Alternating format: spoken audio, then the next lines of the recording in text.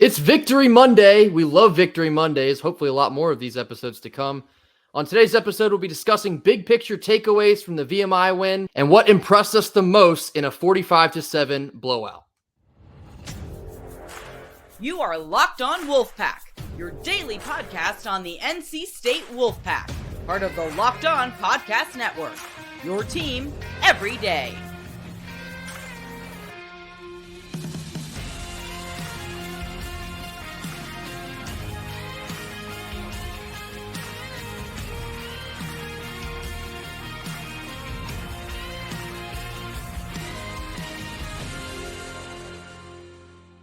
What's up, Wolfpack Nation? Welcome back to another episode of Locked On Wolfpack, free and available wherever you get your podcasts and on YouTube, part of the Locked On Podcast Network, your team every day. Today's title sponsor is FanDuel.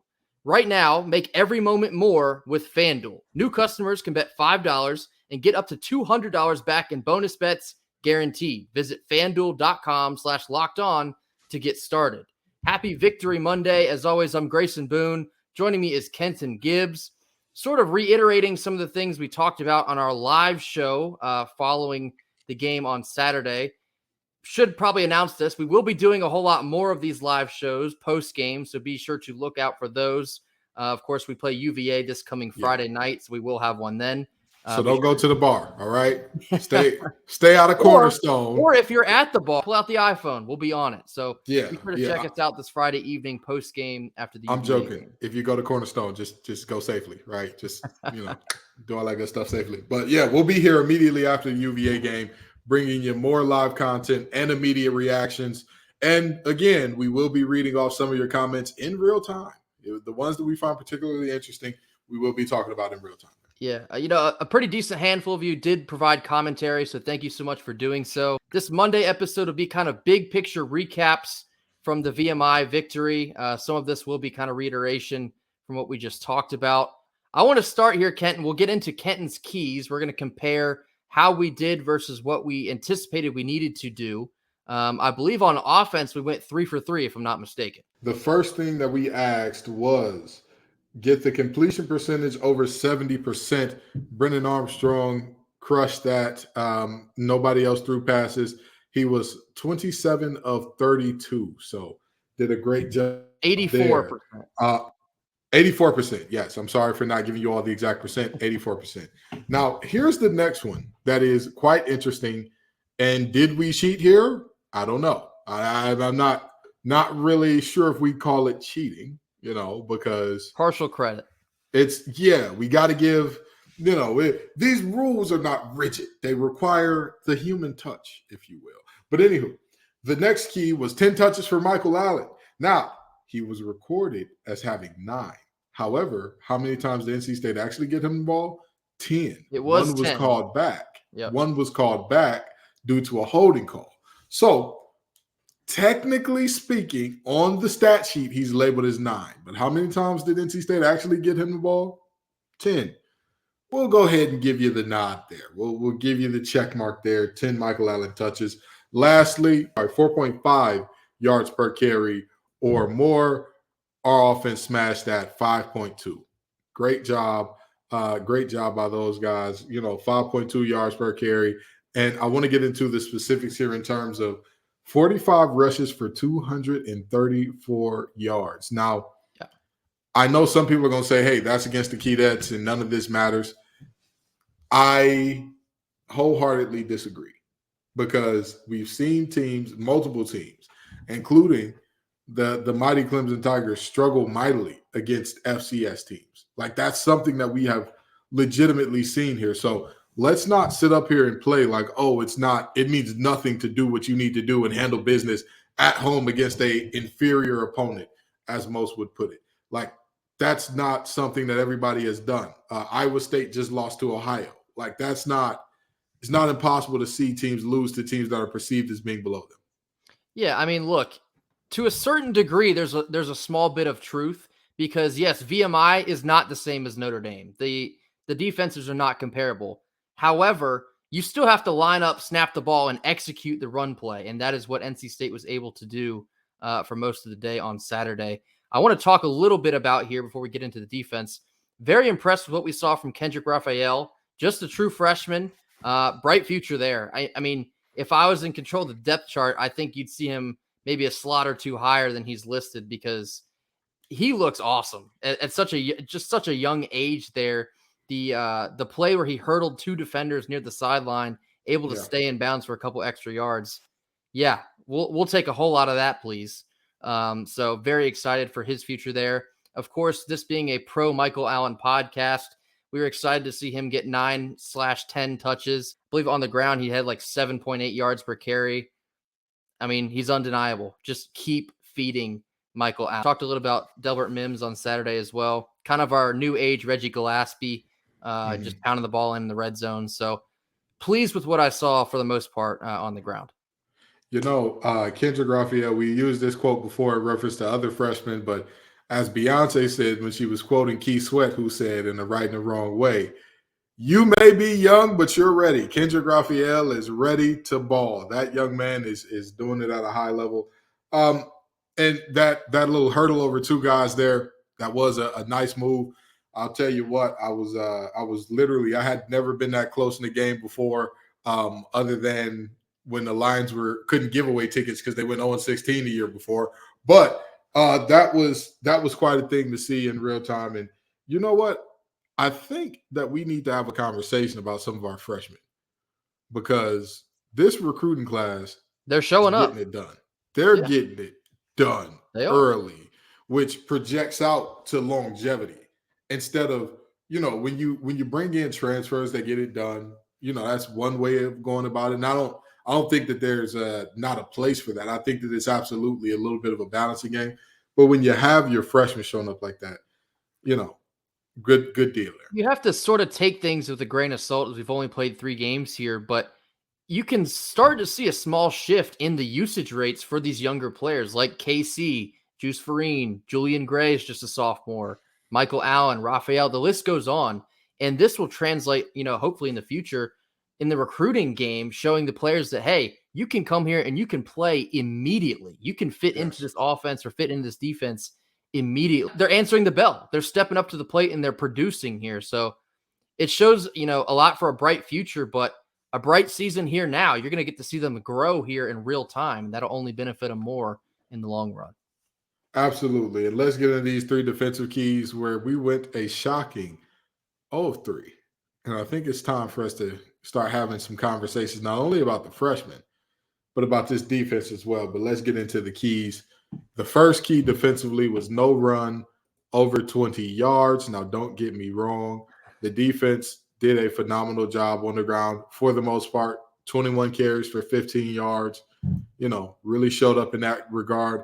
However, running back Rashad Raymond busted a 24-yarder in this game. So just overran an assignment one time, and it ruined our first key.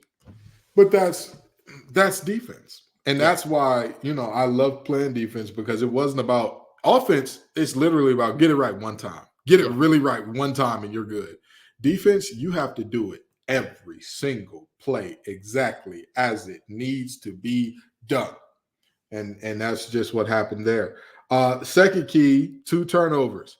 So this one we will not give partial credit for because I know some people are going to say, well, Kenton, if you gave Michael Allen the 10th touch thing on the penalty, you should also give us 2 turnovers on the penalty because there was an interception that was called back due to a penalty.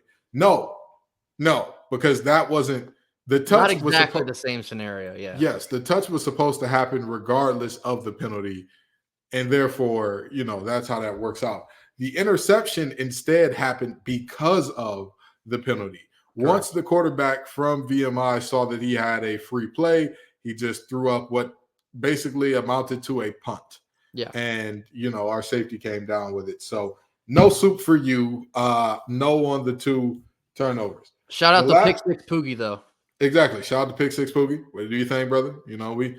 Somebody needs to show them that our DBs had a little bit of hands. Can you do something for me, DBs? But anywho, the last one is our starting linebackers combined for 5 tackles each. Not average 5 tackles, 5 tackles each. We did not get that done. We had Jalen Scott hello, welcome to the party. In the words of Pop Smoke, baby, welcome to the party, Mr. Scott. Showing up with 8 tackles here. The team leader in tackles, I believe, was once again Peyton Wilson. Am I correct 9. there? Yep. Yeah, okay. What a shocker. What a surprise. I'm dumbfounded, if you will, to see him leading the team again. But our Mike linebacker, Devin Betty, had what, 2? He had 2 tackles, Devon Betty, yeah. Devon Betty. I'm sorry, not Devin. Devon Betty. And Caden Fordham also had 2. Caden, we wanted to come on here and beat the table for you and say, hey, this guy needs to be playing. Listen, I still think there's a bit of a conversation brewing here. I think Caden Fordham is going to play himself into more snaps as the season draws on, because I love the aggressiveness you can see in his game, because haven't exactly been getting that from Betty. So I don't know. I'll leave it there. Well, as you see, we went 3-6 against the Keys, 3-0 on offense, 0-3 on defense. But I'll say this: I know that Peyton gives us a lot at the outside linebacker position. We may need to move him to Mike. We may need to move him to Mike. That could be a fix. And kind of potentially see what we can get done in terms of maybe letting one of these other guys play the wheel, or even potentially dropping somebody out in terms of having either a bigger safety or a bigger nickel become the wheel, because our Mike linebacker performance is not like, oh, it's mad. Our Mike linebacker performances have been atrocious. Yeah. They've been legitimately atrocious. And the more film I watch on it, the more I'm like, when I watch just our Mike linebacker, to say, okay, how well did he execute on his assignment? I've been thoroughly disappointed for multiple games now. And so, something has to change there. Something has to change there, because football, like baseball, you want to be strong up the middle. You do not want a shortstop that doesn't know what he's doing, but a great second baseman. Like, it's just the reality. You're never going to get a great result there. So we'll see, but that Mike linebacker play has to improve. Summarizing here, last week we called this game against VMI a get-right game. Very much felt like that for the offense. I think they took advantage of a lot of live reps. Liked a lot of things that we saw. Still some things to continually work on, but I will say the defense is probably still a work in progress. It almost feels at some points they're almost too fast for their own good, kind of overrunning, missing assignments, that sort of thing. So nonetheless, 45-7 victory is still a victory. A win is a win. It's a big fat dub in the record book. So Absolutely. We're going to be moving on. We have our sights set on UVA. More of that to come later in the week, but certainly happy with a victory against VMI on Saturday. We're going to kick it to our sponsors here in just one moment. This show is sponsored by Betterhelp. Listen, we've all been there. We've had moments where we've had racing thoughts that keep us up at night, increasing amounts of anxiety through the workday or family life, or even with friends. It turns out one great way to make those racing thoughts go away is to talk them through. Therapy gives you a place to do that, so you can get out of your negative thought cycles and find some mental peace. If you're thinking of starting therapy, be sure to give BetterHelp a try. It's entirely online, designed to be convenient, flexible, and suited to your schedule. Just fill out a brief questionnaire to get matched with a licensed therapist and switch therapists at any time for no additional charge.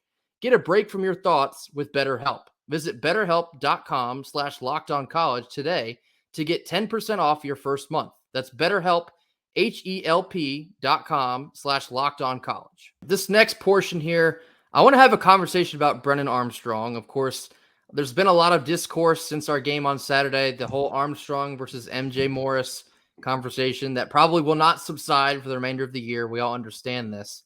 Yeah. But something that needs to be said here, credit where credit is due, Brennan Armstrong played exactly the way he was supposed to play against VMI. He looked much more comfortable in the pocket. He was making reads a little better. I still think to a certain degree he telegraphs a bit. I think that's something you've alluded to before, Kenton. But I do think he was a bit smarter with the ball in general. I saw some folks not so much maybe complaining a bit that he wasn't attacking down the field. I do think VMI made a concerted effort to take that away, and that is why you saw so many passes pretty close to the line of scrimmage or shortly thereon. I just think that Brennan took advantage of what he was given, but he was much more accurate, much more on time, 84% completion percentage, made some great throws. Of course, one of them to Rosner at the corner of the end zone for touchdown. That was a beauty. A lot of folks are still talking about The throw kind of threw traffic to Julian Gray. Of course, it looks like a great throw because it was completed. Kenton and I were a bit, maybe not negative about it, but we think it might have been picked off against maybe. It was a Brett Favre moment. It was a Brett Favre moment where you're like, oh my God, not the after career stuff. It was a moment where you're like, oh my God, no, yay! Like it's one of those. Like you never really, it's a tough moment to see in real time because like yes, you take the yay at the end. You always take the yay at the end. But I mean, we saw how much throughout Brett Favre's career that really hurt him. Like those plays where you had more plays where it was like, no. Oh my God, what was he thinking? And it was like, no, yay. You know, and you just want to eliminate that altogether and get maybe more, oh my God, he's wide open. That's a great read. That's a way that's hang in the pocket type deal. Right. I do think sort of the whole Brennan Armstrong experience is sort of no. Oh, it's completed. Yes. Now it's a touchdown. Yeah. So you saw a little bit of that to some certain degree, but I was still impressed. I think, he, like I mentioned, looked a lot more comfortable. The throws were, probably a bit more accurate than they have been. Of course, the caveat here is sure, it was against VMI. It's not the same coverage that he saw against maybe a UConn or a Notre Dame or who else we'll see down the road in the ACC play. But still, the point being here, he needed to play better. He played better. And yes, that's all you can ask from him in this game. I mean, I think the key should be improvement, right? Like the key should be improvement. And I've talked ad nauseum about how I don't want my 6-year guy making bad reads. I've talked about that. I'm never going to shy away from that. I'm never going to change about that, by the way. Not to come down too hard on Brennan, but he did it. He did a fine job. He did a fine job. He played a clean game. He played an efficient game. Like you said, on time, on target, kept his eyes downfield as well. I think that is the biggest improvement that I saw. Mm-hmm. There was more plays where he's like, I'm not giving up on this play yet. Yeah. I'm not going to put it down, tuck it down and go yet. I'm going to keep this ball in passing position. I'm going to kind of, strafe along this line of scrimmage. And all right, let's see if we can find something. If I got to go, I'll go. But that's not what my number one option is here. I do think, I believe this is something that we had tweeted, but the connection that he's built in such a short amount of time with Bradley Rosner, I think that will prove very valuable here down the road. Of course, they only connected for, I think it was two times on Saturday because, it wasn't really necessary after that. But I think you're going to see an increase in usage for Rosner. And so far, he's shown that he deserves it. It certainly looks like Brennan is comfortable looking for him as often as he does. So you could have potentially a favorite target here brewing in Rosner. Speaking of Brett Favre, we might need to get Rosner some of those copper fit, elbow pads and knee braces and whatnot, because I know he's getting up there in age. But that man can play. He can flat out play. He can flat out do it. He plays like an experienced guy. He makes the plays that you expect an experienced guy to make. I know he had one drop against Notre Dame, but other than that, he's been Johnny on the spot, and that's really all you can ask for. That's really all you can ask for. With guys that are that big, you generally don't expect huge separation guys. But what you do expect is a guy that's going to go over the top and make a ton of plays, which Rosner has done so far this season. And another favorite target I want to talk about here is KC. He's continually being fed, a ton of targets. He had 7 catches for 62 yards in this game. Certainly looks like he's going to be on the menu as the season rolls on as well. And you know what you need with any steady diet. Anytime you go out to a restaurant, you need some juice. And we got the main man, Juice Vereen, who's, like we've talked about before, those two freshmen are having a significant impact on this offense. With all due respect to Kendrick Raphael, I'm not I wouldn't pencil him in for hey, I'm expecting him to have 30, 40 yards per game for the rest of the year. That's just me being honest. If he does, great. I love that. That's amazing. I don't think that'll be the case. With that being said, I would not agree to that for Juice Vereen and KC. Both of those guys are guys that are prominently featured, and not only prominently featured, they go to them in big moments, down in the red zone. Juice Vereen is an obvious target. 6'4", he can jump, he can get over. He just finds his way open. He has a feel for the game that's kind of crazy when you think about it. A true freshman that everybody talks about as a freak athlete, but he, Juice Vereen, 7-11, always open. Always open. Just missed pulling down his first. Well, it very likely would have been a touchdown reception if the pass had not gone through his hands. But Yeah. I mean, Juice is a guy you've seen a lot from here in kind of a smaller sample size. By the end of this year, I think he will be one of the more impactful players we have on this offense, which is incredible because he is still just a freshman.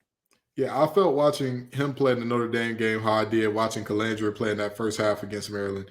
That is a star in the making. Juice Vereen is a bona fide star in the making.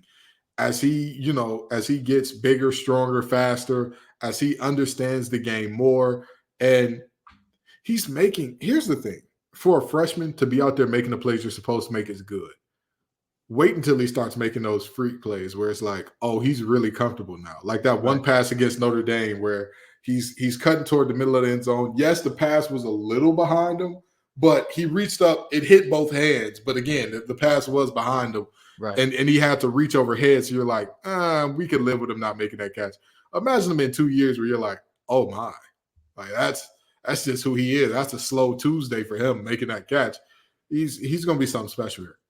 Absolutely. But speaking of stars in the making, we're going to be giving our big picture takeaways from the VMI win in just a minute after another quick word from our sponsors. College football season is here, and this season, Locked On is kicking up our coverage with College Football Kickoff Live each Friday. Locked On will go live from 11 a.m. to 1 p.m. Eastern on every college YouTube channel. College Football Kickoff Live will cover playoff implications, the conference rivalry games, and go in-depth like only Locked On can. This includes insight and analysis from our stable Locked On College hosts covering their team every day. Find Locked On College Football Kickoff Live every Friday from 11 a.m. to 1 p.m. Eastern on every Locked On College YouTube channel. You won't want to miss it. Now time for your game changer of the week, and that is Athletic Brewing Company. Athletic Brewing has completely changed the non-alcoholic beer game.